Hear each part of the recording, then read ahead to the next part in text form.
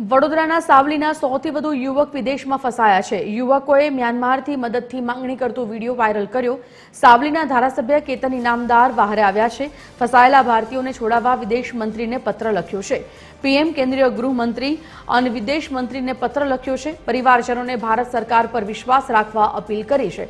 ભારત સરકાર તમામ ભારતીયોને પરત લાવશે તો સાથે જવાબદાર એજન્ટ વિરુદ્ધ પણ કડક કાર્યવાહી કરવા માટે સરકારને રજૂઆત કરશે।